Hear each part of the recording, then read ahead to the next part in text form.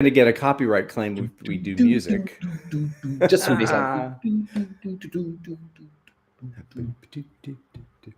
Well, this is currently the BetaCodex live theme song you're hearing. And this is our third edition. This is our third edition. I'm RIjon Erickson, hosting our the entry into the Betaverse today, as I will now reveal the co-voice here, the infinitely talented Niels Pflaeging. And I'm going to make sure that I am not maximized, and that we are equitably placed here in the field. So, and on eye level. Yes, we're now staring into this camera right here.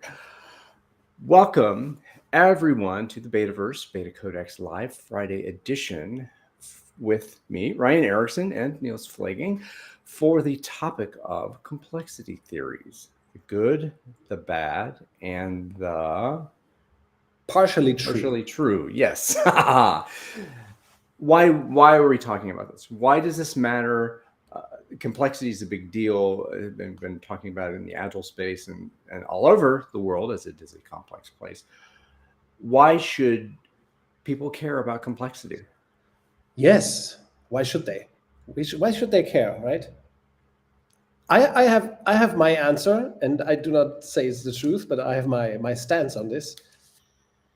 I think it's the most important distinction to make in work and organizations. And if we are not capable of doing that, if we do not grasp the essence of complexity, then there's little hope that we can do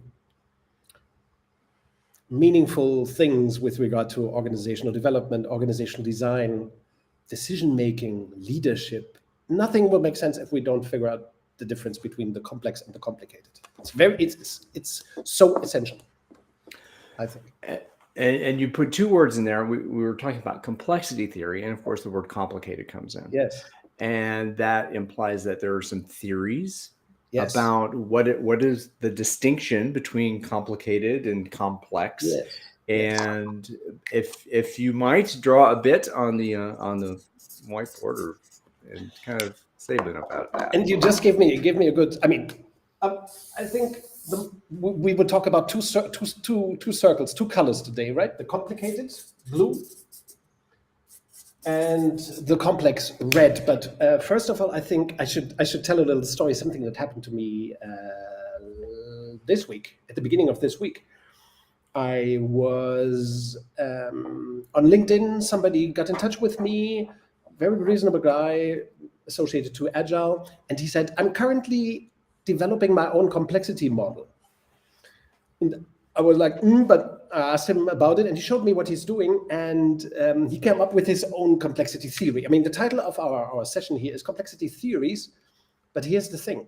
There shouldn't be several. We shouldn't have complexity theories, I think. I'm not sure why we have several. There should be one. It's like in physics, right? If you have several, one is dumb. Several theories about certain things. One should go on the garbage heap of history and stay there forever. Should be forgotten. What's true and what's false, or what is what is truth, and how do you know? Yes. And is there supposed to be truth, or as some probably would react like, okay, if there are two theories, maybe it's like black and white, and the middle ground would be correct, but it's not like that in complexity theory. Of course, we will not try to convince anybody. We can only advocate a stance and some rigorous scientific concepts here. That's the only thing that we can do, and this for me is the only complexity that we need. Yeah, I would argue, just to stir up the debate a little bit, here for our audience and for ourselves. I would argue that any complexity theory that goes beyond this distinction of complicated, complex, blue and red, as we will call them during this session as well, anything that goes beyond that is utter bogus nonsense quackery. Yeah, shouldn't be legitimate. Shouldn't be considered legitimate theory. It's flawed. Yeah. So why do we want to get into why complicated and complex first? I would say again, as before we started talking, before I learned about the red and the blue and started to use that language for the folks that I talk with, that there were distinctions between what's clear, what's simple, what's complicated, and why is that quackery? You know? Yes, because there's so many models. We all know that there are some models that claim that there is the complicated and the complex, and then there is the simple and the chaotic. Ralph Stacey brought up this idea in one article, foolish article of his. He placed a graph distinguishing between, I think it looked more or less like this, spheres, simple, complicated, complex, chaotic, something like that. Yeah, so that he left the genie out of the bottle. I think Ralph Stacey is to blame for everything. He's not, of course. I think he fairly quickly he recognized that this was not a good idea, because it suggests, this kind of graph suggests that complicated is more than simple, complex is more than complicated, and chaotic is more than complex, and that's just utter bogus. Here's the counter. Of course, I do not expect anybody to believe, and this is supposed to be a discussion, because again, I believe that this distinction is the most important distinction in the realm of work and organization. There's nothing more important to know than this distinction. Highly important. How to deal with complex problems, how to deal with complicated problems, how to deal with complex systems, how to deal with complicated systems. It's very important. So what is the distinction? How would you define that for someone who has no idea? They just think everything is it's all complicated or it's all complex, and they have no distinction between them. Yes. How do you make this distinction? So let's start from ground zero, right? RIjon, by the way, have you ever told your wife, honey, you are so complicated? I probably have, yes. I probably have as well. And of course, that's scientifically nonsense. Honey, our loved ones at home, in general, people are not, as long as they are alive, of course, they are not complicated, because complicated is dead. So we shall only say, honey, you are so complicated if she is in the fridge, the freezer. But then we wouldn't say that at all, right? Then we would say, no, you are simple. Honey, you are so simple. Because simple, oh my God, this is the strangest way of explaining this distinction, but it's scientifically accurate. Something dead is complicated. Computer, watch, plane, car, machine, dead, complicated. Yes? Why is that? Why is dead complicated? Why is that? Yeah. Russell Eckhoff, by the way, he was the best, of course, to explain this difference. He didn't use this color language. That's the only slight deviation that I think we should allow ourselves. But fundamentally, Russell Eckhoff would have explained it this way. Both kinds of systems can have many parts, like honey, who is complex. Honey, loved ones, children, family, and so on, living things. They have many parts, and complicated systems like my watch here, or a computer, or a plane have many parts. But here in the realm of the complicated, the relationship between the parts does not change. Otherwise, the thing is kaput. Right? That's one of the few German names that everybody knows. Kindergarten, Zeitgeist, and kaput. I think that everybody understands that, right? Broken system. But a complicated thing, if it works, the interactions, these complicated systems are exact, reliable, precise, like a watch, right? A computer, a software. All these things are complicated. No complex software in the world exists. Not in the real world, only in the realm of sci-fi do complex machines exist. We might get to that in a minute. Yes. So this is really, is this a complexity model? I do not even know. It's just what we know. This is what we know about complexity and complicatedness. They are fundamentally different. Yes. Because in the realm of the complicated, we have repetition, we have exactness. Is that a word? Exactness? Precision. Size, yes. Linear, cause and effect relationships. We can switch things off that are complicated often. Yes, we can control. They have switches. Different than honey. Honey, there's no switch. And our children, right? No switches. And sometimes we say, damn, that makes it also complicated. But yes, that's what we say, but it's not scientifically accurate. Honey and the loved ones are complex systems, living systems, right? Complex systems are living, not necessarily, or alive, not necessarily in the biological sense, like societies, markets, companies, organizations, teams. They are not biologically, or the climate, they are not biologically alive, but as systems, they are living systems. Yeah? And complicated systems are controllable from the outside, complex systems not so much, right? So complicated systems can be controlled from the outside. They have stuff like, they can be programmed, often, or they have programs, they can be steered from the outside, so to speak, like a car or a plane. Yes, different with honey and our loved ones. So these can be steered, they can be controlled from the outside. What else? Rules can help us solve complicated problems, and processes are very helpful. Yeah, so when we have a production process in a factory, it's complicated. The process is complicated. We can automatize it eventually, maybe even automatize it. We can standardize it. We can automatize these things. Yeah, so standards, very important in the realm of the complicated. Standards, rules, process, control, all that is possible in the realm of the blue. Well, and this to me also, one thing that I'm noticing, that all of those things in the blue, there's no concern for agency, decision making. There's that a complicated, well, by its nature, because it's dead, it doesn't have agency. Yes. It cannot make decisions for itself. It does not have soul. You don't need decisions. What do you need? Rules. In the realm of the complicated, there is right and wrong. You can err, because you might lack something that's fundamental to solve complicated problems. What do you need to solve a complicated problem? You need a set of rules. You need definitions. You yes. So to have rules, definitions, standards, processes, how is that called? To have it. It's called knowledge. In the realm of the complicated, knowledge helps you solve problems. You have knowledge about the process, knowledge about you buy a piece of furniture from IKEA that needs to be assembled, and there's a description, a recipe, and you follow it, and it works. If you deviate, not so much. Yeah? You need knowledge and respect it. Yeah? So in the realm of the complicated, problems can be solved with knowledge. And here's a very important thing which dequalifies all these quackery, bogus complexity models that claim that simple is a separate thing. No, simple is not a separate domain or thing.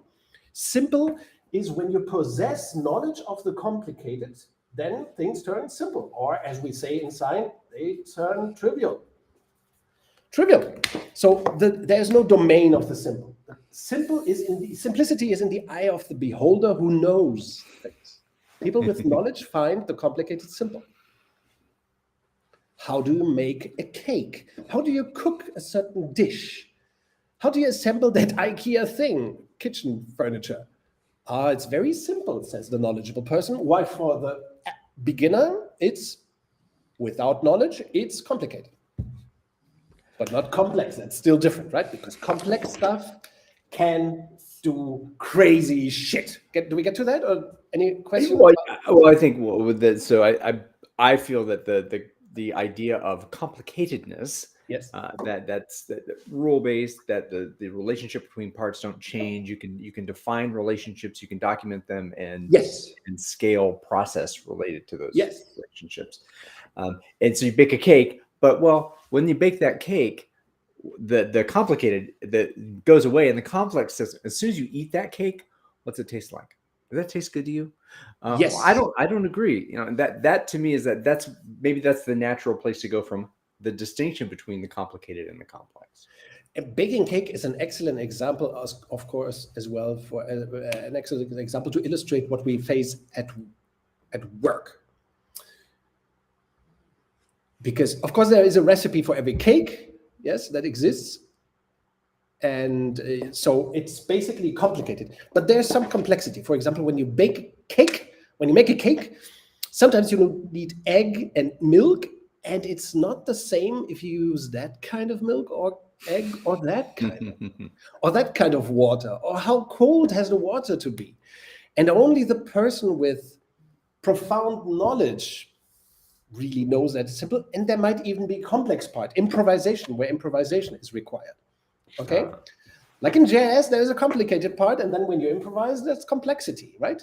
You pay from the sheet, that's complicated. When you improvise, it gets complex. Yes, of course. I think that's pretty clear, right? Oh, okay. Now I think you're baiting me with that particularly because we both think the highly background, of jazz and improvisation in music. Yes. Well, yeah. Well, the notes, the song sheet, the lead sheet, you can write that down. You can put it on paper. You can do all that stuff, and then as soon as it gets in the hands of those the carbon units, those random carbon things that are complex, then the change and the magic, then the multivariate stuff happens. Yes, which is why in a jazz band or an orchestra, the work usually has complicated components and complex. The complicated in an orchestra or a jazz ensemble is the sheet music, but then there is interpretation and style. And Miles Davis will tell you right at the start of the song that, no, today we do this and that, and it deviates totally. So there is complexity in work. Usually in every work problem that you face, it's not just complicated or just complex. There are bits and pieces that are complicated and complex. For example, if you want to develop software, that's predominantly complicated, of course. The coding, part of the coding is certainly complicated. And that's why ChatGPT today can do so much coding. Machines can do some coding, the complicated bits. But the architecture, will you let that be done by ChatGPT or an AI software, which is an AI really? AI, by the way, like Skynet in the Terminator. Do you know that, Skynet? Yeah, oh yeah. That's the machine that becomes alive in the sky and then decides to build the Terminator and kill humanity, right? Yes. That's sci-fi. It doesn't exist because machines do not have a will, they do not have cognition, they do not have ideas. And ideas, and in complexity, you need ideas to solve problems, by the way. Machines do not have ideas. Machines are complicated, they do not have ideas, they follow code, right? So a machine cannot have ideas. Even the best AI specialists in the world have no idea how cognition would work in a machine. No idea, zero, zip. I've seen all the documentaries and read all the books. Yeah, they have no idea. So machines are complicated. Yeah, so you can let a machine do machine things like write simple software code, but to design, to develop and architect a system, there you need people, right? People with ideas. That's why you might use a Scrum team and so on. Yeah. So it's very important to understand that complexity means solving new problems, or to solve complex problems means you need people with ideas. To solve complicated problems, you need knowledge and machines. Yes? But usually in the realm of work, the blue and the red shake hands. This is essential, and this is why basically all complexity theories that are out there are utter crap. Pile of dung, dead parrots, yes? Because they assume that those are different domains. They are not. In the realm of work, you always face a combination between blue and almost always face a combination between blue problems and red problems in a project, in innovation, for example. Something might be dominant, the blue or the red, but usually in work, you need intelligent duality. This is very essential to organizational design and structure and power and decision making. How to make decisions, you don't need decisions in the realm of the blue. You need decisions and come up with ideas even. That's why we need conflict. Conflict as part of communication. Communication, by the way, real communication between humans is red. It's complex. So when we have a complex problem, usually we need communication, not just knowledge, not just rules. We need communication. Terrible red stuff. Yes. And we do not need process in the complex. We usually need a project too if we need several people. We need a project, we need communication, we need ideas to solve them. So much we know about complexity. This is assured. And any concept, feeble, haphazard, stupid little concept that claims that there is a realm of the complex where you can do this and this and this and that, and where you can ignore, and then you have another thing where all that is bogus, because again, in reality of work, the blue and the red shake hands. So we need to switch from dealing with red problem mode to dealing with blue problem mode and back. Okay, so this again, this is me bringing music back into it. I'm thinking in terms of an orchestra performance, right? So the purely complicated part of that is the score that you can view, you can read, you can conceptualize, and those are rules set on paper. Yes. And that score, you inject humanity into it when you do the performance. Then you are that to me is the shaking hands. This is me trying to make sense of it. Yes. That the performance of a score is in the execution or the usage of a piece of software. How do we use this? What problems are we seeking to solve with this piece of complicated code and rules? And we're seeking to solve problems between human beings to varying levels of effectiveness. Okay, so, by the way, what you just said reminds me of. Do you know the founding story of Blue Note Records? I don't. These two. I'm embarrassed that I don't. Okay, there's a great documentary about this. At least one of them was German, right? RIjon. At least he was German. I'm not sure if the other Francis Wolff was also German. And this RIjon, his English was not so perfect, not so stellar. And he, in the session with the great jazz musicians when they started Blue Note and in the first decades of Blue Note, he always said this kind of thing: it must swing. It must swing. It must swing, he said, which is the German word, to swing. Swing. It must swing. And it must swing is definitely a complex thing. Swing is, it must have don't mean a thing if it ain't got that swing. Human touch. A machine, of course, we can imitate swing with machines as well by now, but the slightly off. For example, you're wearing the Synchronicity T-shirt, and I think Stuart Copeland is the best example of a drummer who definitely had swing, right? He could have played with Blue Note. Oh, that slightly off. Andy Summers playing guitar,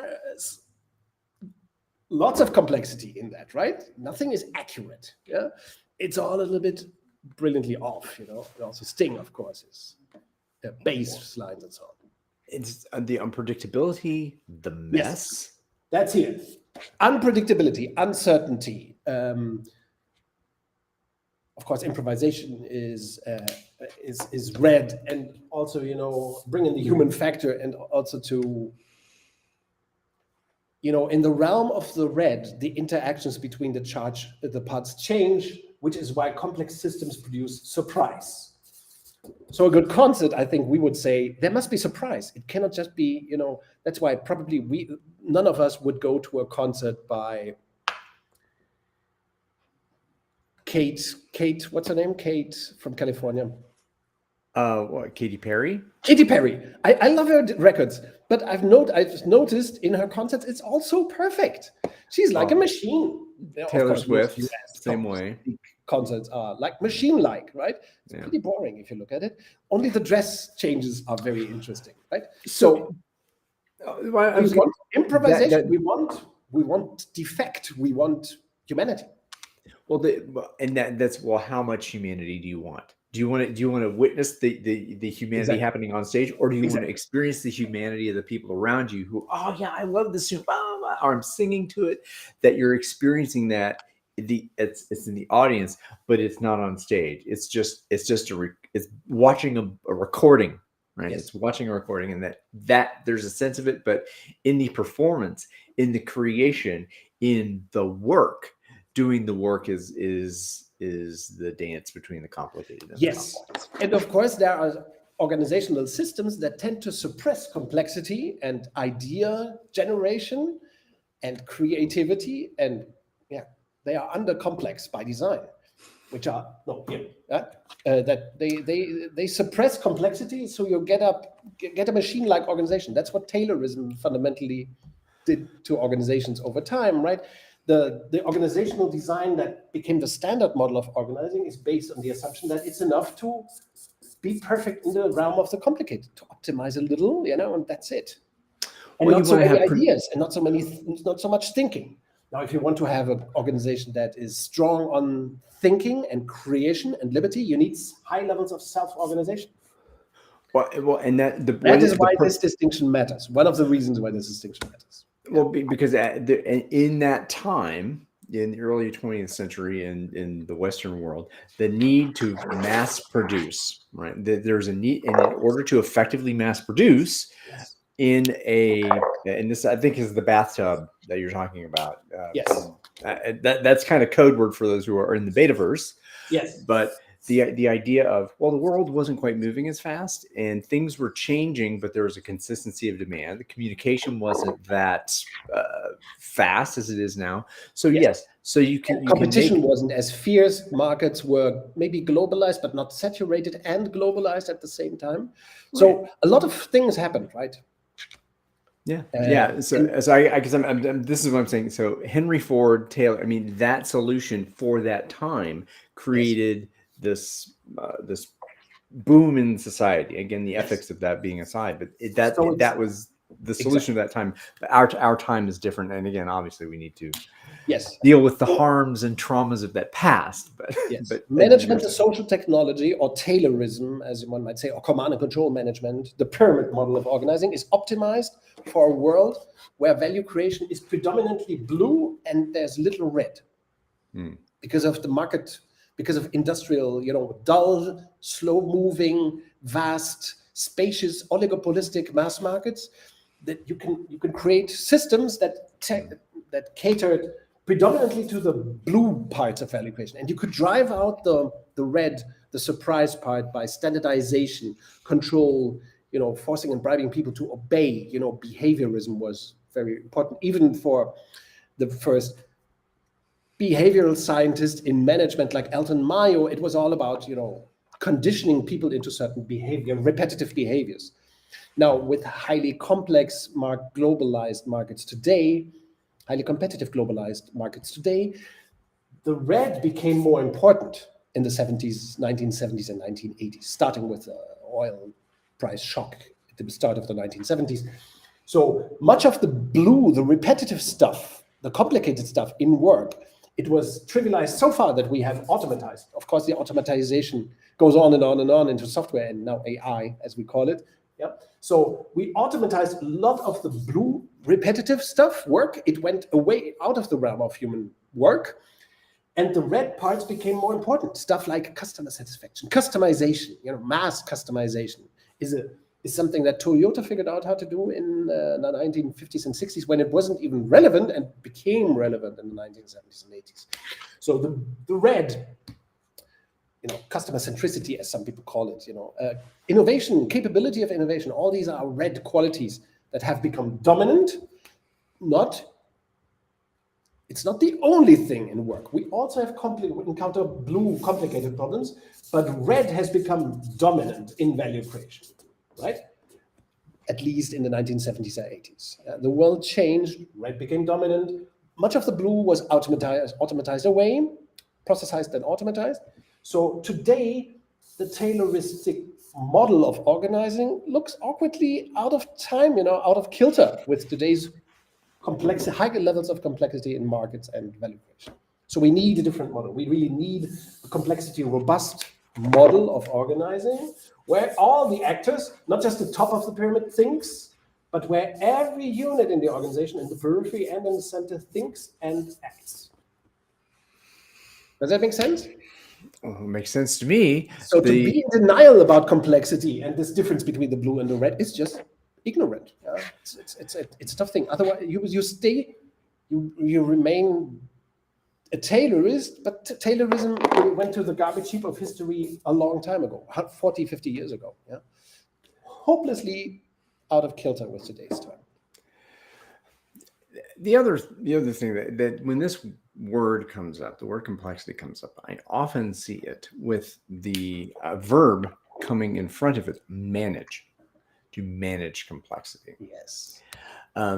It would seem to me that complexity is that. What do you manage in complexity? How is that even possible? What do you say to someone who's saying, "I'm doing my best to manage complexity"? Well, What is I would that? say learn your language. Managing complexity, sorry, but because of course, and this is a tough thing to say, maybe, acquire better words. Because management, of course, it's profoundly associated with this model of organizing. I'm not saying that the only framing of management is command and control, but management is awkwardly close to steering, control, command and control, right?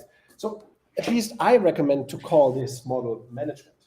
So complexity certainly cannot be managed. In the realm of the red, you cannot steer, you cannot fully control, you cannot turn off, and like with honey, yes, or with clients, you cannot control them. No management possible. Impossible to manage. So we need better words in the realm of the complex. Yeah, deal with complex problems. Decisions. I think decisions are. It's not even the best word here. We should not call decisions. We should call them agreements, maybe. And we have to come up with appropriate language for the realm of the complex. We must distinguish the things. By the way, this is one of the fallacies of, I think, the total quality movement, then the lean movement, then the agile movement has been to stick with command and control language, trying to express that new world of thinking and working. And once you talk of lean management, agile leaders, which again sounds an awful lot like command and control to me, at least. Agile leaders, what is that supposed to be? Agile leaders, here it's all team, right? It's all togetherness. It's working with each other for each other. That's totally different than leaders.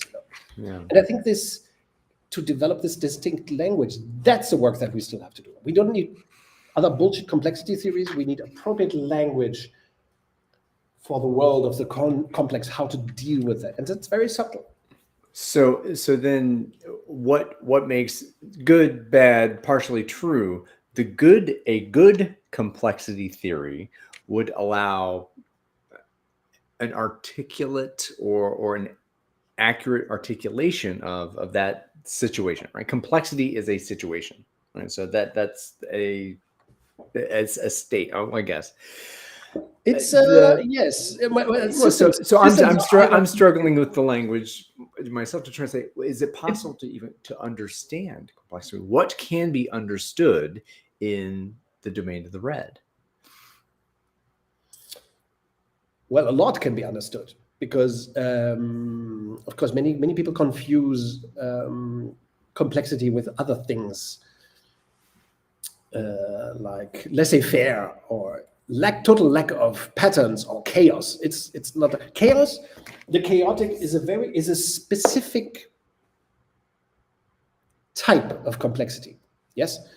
My preferred example is, imagine a cup of coffee or a glass of coffee. Yes, you have coffee here, and then you put milk in it. The way that the milk and the coffee will interact and mix, that is a chaotic process. It cannot be repeated.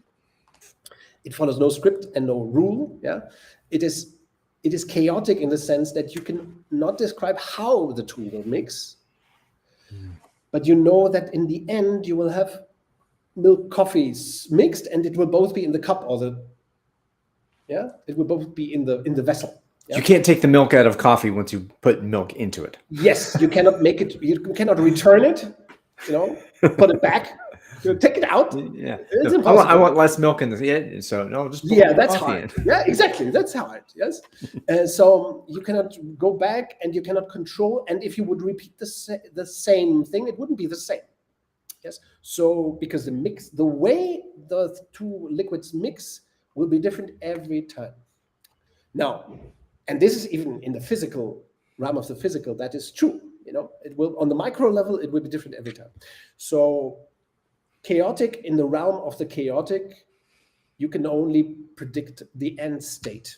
Like in Jurassic Park, which is a novel about complexity, chaos theory, that the complexity theorist in the first movie and in the last movie, actually, played by Jeff Goldblum, another jazz musician, he predicts that the dinosaurs will escape, most certainly, and that they will even multiply and so on. But a complexity theorist or a chaos theorist doesn't know how that will unfold. you only know the end state. That's chaotic. Right? So the chaotic is it's like a speciality or a special thing in complexity. It's not a separate domain, and this is very important. Every complexity model that claims that there is a domain of the chaotic is a bullshitter and a quack. Why? Because organizations and work do not know chaos. There's no chaos no relevant chaotic bits and pieces or domains in the realm of work. In the realm of work, we encounter complexity, but not chaos. Again, that's going to be that's contrary to popular belief, right? Yes, the popular belief. Yes, why the popular belief was produced by propaganda. Well, right, and the rampant misunderstanding of the terminology. So how do we define that? And we have some comments here. One that Christopher Vestal put in here, that complexity is a disposition. That in terms of maybe that's the same. This is trying to find the right language for that. So if chaos is here, how do you define it? And then you're saying you're defining it by, we can only say the end state, but that's true. That's a fact. Those are scientific facts.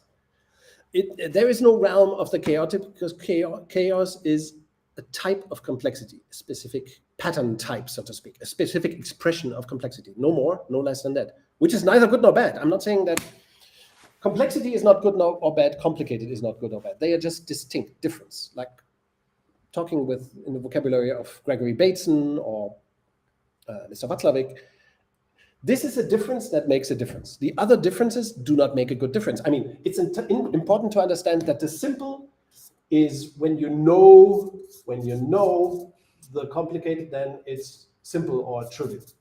That's important to understand as well.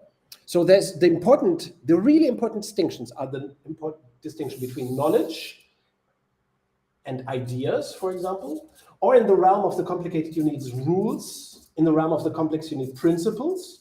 Those are the important things that the so-called complexity theories out there do not explain shit about this. Yes, sadly. Or the linkage between, okay, how do we deal with process? How do we couple process and project work or standards and idealization or creativity, let's put it like this, right? How do we couple that in our organizations? Those are the interesting questions. Or in production. In a production process, we have no complexity. In a pharmaceutical company, a production process is utterly complicated. Yeah? Or at Toyota, to build the car, it's complicated.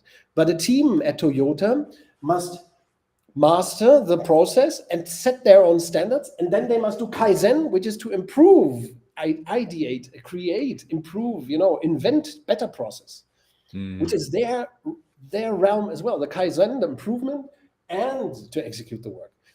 And this is a great example to show that in work, we encounter the two, and they are intrinsically linked, sometimes with subtlety, and we have to ask ourselves, what can we do with our SAP system, and where do we have to put a person? That's why there are so many connections with work. This distinction, Toyota understanding it, resulted in the fact that Toyota is the car manufacturer with the lowest level of automation among all the car producers. And the worst factory that you can build is 100% automatized with no people. It will be obsolete, such a factory, a complicated factory, without human beings doing anything. Yes? It will be dead. It will be obsolete already in the moment, because the world is complex, right? So it's stillborn. It's dead. It's dead once it's born. Yeah, the wet dream of so many top managers, the totally automatized factory, no people there. It will be obsolete before you even open it, before it starts operating. Yes, and it will never improve because machines cannot improve a thing. People with ideas can. So understanding this difference, it's the foundation of all intelligent work, to understand the difference. What can you do in the realm of the... You should never have, no company should have a marketing manual or an innovation budget or steering committees. Steering committees are, because here you need mastery. you should, in every project, you should have people with mastery, of course, right? People with ideas, capable of solving new problems. In the realm of the blue, you can ask, how is this done? And there will be an answer, there will be knowledge. In the realm of the red, you must ask, who can solve this unknown problem? It's a totally different question, totally different way to solve problems. And of course, if you have lots of red problems, you should create highest levels of self-organization. You should have a beta organization. Otherwise, you kill stifle creativity. It's the worst. So this is kind of bringing it home. You talked about what a beta organization is. That a beta organization, it has been organized for complexity, right? You wrote a book about that, I think. Yes. Maybe. Organized for humans and organized for complexity, both, right? Yes. And so what makes this conversation, how might a person, what's so beta about this? Why is this important to BetaCodex, to working the system, to the body of knowledge that we're endeavoring to create with the BetaCodex network? Yes, and I think we see every day on LinkedIn. I spent some time doing stuff on LinkedIn, for example. We see all the time how people confuse complexity and complicatedness. They try to solve complex problems with complicated means. Most of the tools that are discussed today and glorified, they are under complex and overly complicated. Many tools and processes, and they try to address red problems, but the means are blue. One of the, of course, most simplest examples of this is planning, organizational planning and budgeting, which is something that have been working on or against for 20 years, right? Yeah. And planning, of course, is a blue way of dealing with the future. Now, the future is a red problem. Arguably, there's surprise and there's complexity. Right? I think everybody agrees. Even the worst complexity theorist probably agrees that the future is a complex thing. Yes, not chaotic. There are patterns that we can describe how things will unfold and so on. So the future is a red problem, and we do organizational planning and budgeting and resource allocation and target setting. And performance appraisal, by the way, idealizes people as cogs in the machine that we can evaluate and punish, yeah, which we shouldn't, because performance unfolds in teams. Maybe that's a topic for the next session. Right? Yes, I was going to suggest that individual performance is myth. That's what individual performance is. That's part of the complex reality of organizations, is that performance actually unfolds in the space between people and it's not done. Performance doesn't come like in a jazz band or an ensemble or an orchestra. Performance is not individual in an organization. It unfolds in the space between people, so to speak. Yes. So this is really key, to understand the difference between process and project, between rules and principles, to understand how rigor works in the realm of the red, which cannot be by stealth, command and control, or fear, because then you kill the creative spirit of people and the space in which creativity might unfold between people. That's why you need to open more space. Yes, that's why open space, by the way, is one of the greatest, is the greatest. I think it's unlikely that we will ever figure out a greater method for large group interaction and communication, because it has a minimum of rules, none really. It has principles, yes, yeah. And it's anybody who has ever participated in a real open space knows that it's a hard thing to feel that you are thrown back to your own individuality, your own complexity, and you become enslaved to your own emotions, and so it's crazy. In open space, you are responsible for what you care about most, for speaking. Yeah, and nobody controls you. It's a ridiculous thing. It's better than marriage. This is actually going to be recorded and put it. Okay. Oh my God! Now when Silke sees that, there will be stress at home. No, this was of course a joke, but you have no boss, and this is really true for beta organizations as well. The market becomes the boss, the client becomes the boss. For the center, the periphery becomes the boss. It's not. In the realm of the blue, centralized steering makes total sense. In Taylorism, 100 years ago, I admire Frederick Taylor's work. It was brilliant at the time. It was inhumane, slightly inhumane. It wasn't perfect, And of course, Mary Parker Follett had a much better idea at the time about how organizations would work. But what really Frederick Taylor told us and taught us is how to deal with complicated complicated bits of value creation, how to standardize, how to make work exact and scientific. Yeah? So that was great at the time, great advancement at the time. Now we have to deal with a more complex reality, and we have to build organizations so that external market complexity can be countered by value creation complexity, balanced. In a way, a beta organization uses complexity, absorbs it, and can dominate markets even. Like that's what Toyota and Handelsbanken and Gore and so on and others have done, innovating better, serving, being more adaptive and leaner, of course, less wasteful. Tayloristic organizations have become highly wasteful, and driving out waste, driving out steering, it's one of the essences of building complexity robust organizations today. Yeah. Well, thank you. Thank you for this journey into the world of complexity and the complexity theories. Really only one. If you we don't need more. The differences that make a difference, the distinctions that matter. Yes. For those of you out there who may be watching, we're going to put a link in the chat. I've done so on YouTube. I'll put it out there again on LinkedIn. Niels and I will hang around for a few minutes if you choose to join us. Yes, we would be happy to, right? Yes, on again, if this is May 19th, 2023, 1:46 p.m. on the East Coast, you could do that. But again, if you're watching this after the fact, not. So, Niels, thank you very much for joining us, us being the world at large. Do you have any words to share before we end the stream and go private? Oh, yeah, one thing. Frameworks are evil. Let's fight all frameworks. Don't teach frameworks. Frameworks are complicated bullshit, and in the realm of the complex, don't use framework. They are devils, like agile scaling and so on. All terrible. All of them. So don't preach frameworks. Don't preach complexity theories that go beyond this, because it's treacherous. We make the world a worse place, and we shouldn't do that. We should enlighten people with this. I hope everybody seeing this was able to grasp how intuitive this is ultimately, how interesting complexity is as a phenomena of work, and this distinction is everybody can understand it.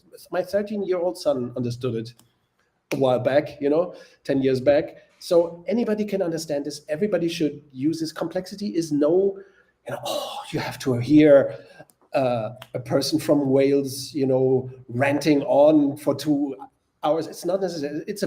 This distinction makes complexity highly usable as a concept and very intuitive. And I recommend, of course, listen to Russell Eckhoff. Yes. And then complexity we should be able to harvest complexity to make organizations more successful, more agile, more beautiful. And whatever agile means, at that point, we might talk about that. This is about, what does complexity mean? Having good language or understandable language so that we can communicate, because that's what's needed in order to work on ideas together with each other, for each other in a beta organization. Excellent. Well, we're going to end the stream now. Next week, performance management. Individual performance doesn't exist, maybe something like that. Why it doesn't exist, why it never existed in organizations, and what we should change to, right? Maybe. I like it. May 26th, 2023, sometime in the afternoon. We shall see exactly what time it is based on our availability, but will be published on LinkedIn, Twitter, and various and sundry other social media networks. Thank you, everyone. Be more beta. Let's beta. Let's beta.